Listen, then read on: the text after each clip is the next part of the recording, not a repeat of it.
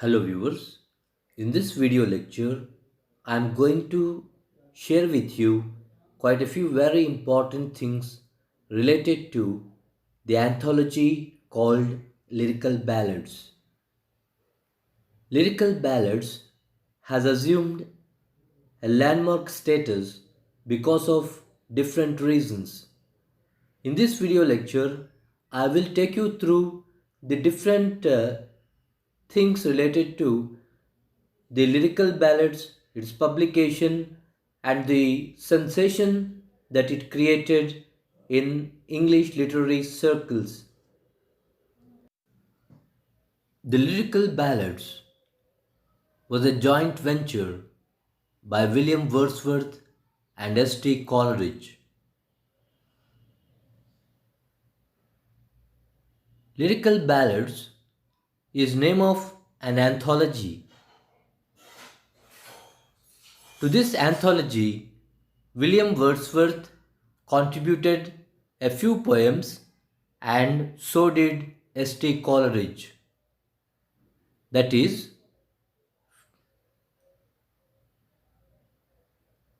Lyrical Ballads has a few poems written by William Wordsworth and a few others by S.T. Coleridge.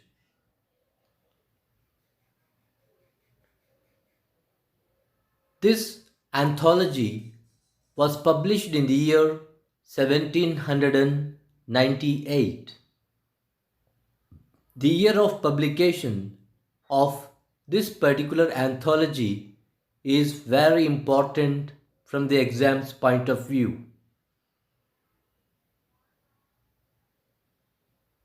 It is generally believed that Romanticism in English literature started with the publication of the Lyrical Ballads in the year 1798.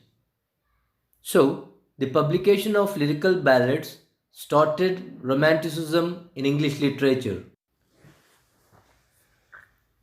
Romanticism in English literature is generally thought to have started with the publication of Lyrical Ballads in the year 1798.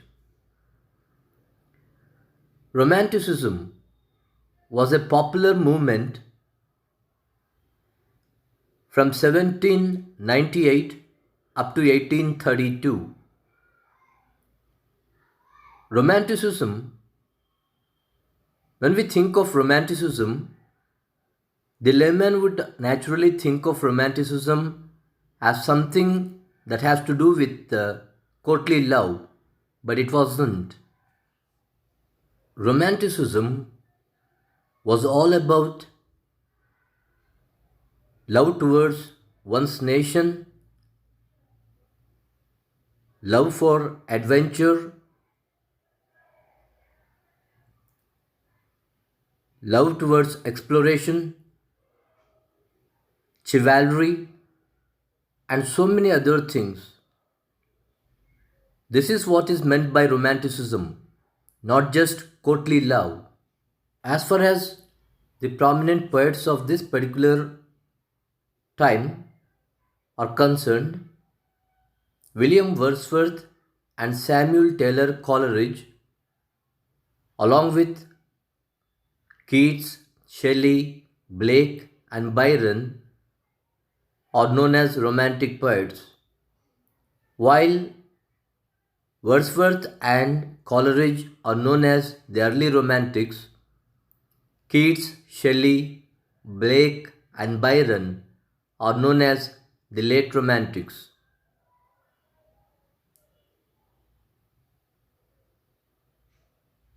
These people have written wonderful odes.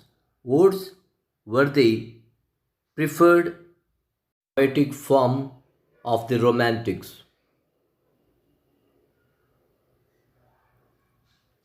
Okay, both Wordsworth and S.T. Coleridge contributed quite a few poems to this anthology called the Lyrical Ballads. And even before they started writing poems for this particular anthology, these two friends, Wordsworth and Coleridge, had agreed upon one thing.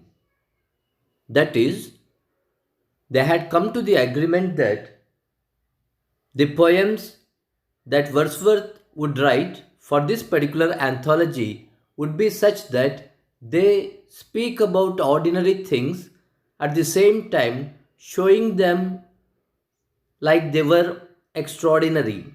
That is, Wordsworth would make ordinary things look sublime, special, exalted, and at the same time, Coleridge would do the opposite of what Wordsworth would do. Coleridge took upon himself the responsibility of writing poems on dissimilar or exotic topics and trying to make them look as though they were quite commonplace, ordinary things. For example, the rhyme of the ancient mariner, Coleridge writes about a mariner who lived in some time, some distant past, but makes him look quite familiar.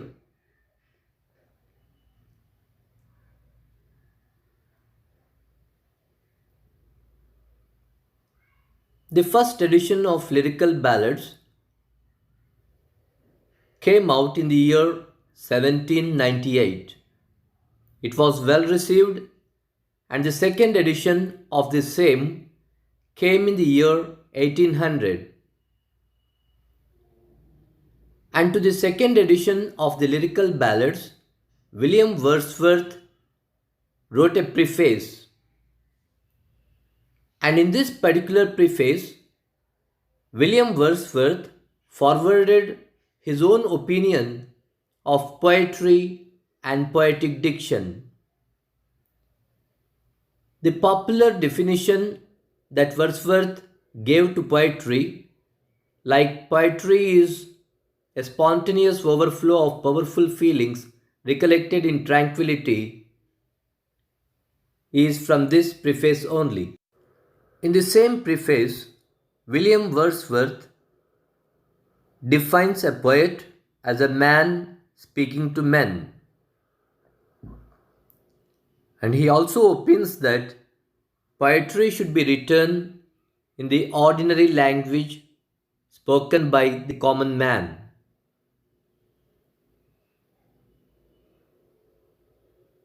These things make the preface written to the second edition of Lyrical Ballads a special one.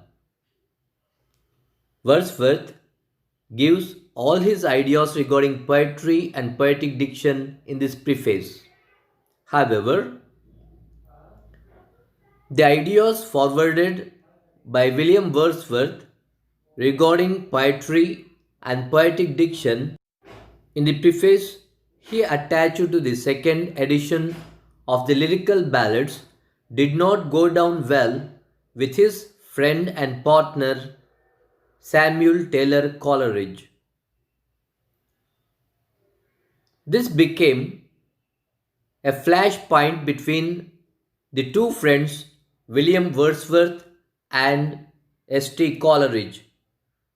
S.T. Coleridge had his own opinion regarding what poetry is all about, how it is to be written, and the ideals poetry should uphold.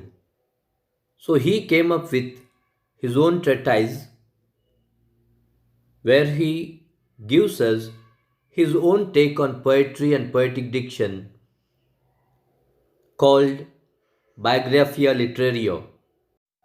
It can be considered a literary autobiography of Coleridge himself. It is known for its description of fancy and imagination. So, this is all about lyrical ballads, And you can't expect a question paper without a question or two about Romanticism, the Romantic poets in general, and lyrical ballads in particular. So you have to have some kind of clarity regarding the prominent poets of the age, their contribution, and how a single anthology called Lyrical Ballads defined the mood of the generation. Thank you for watching.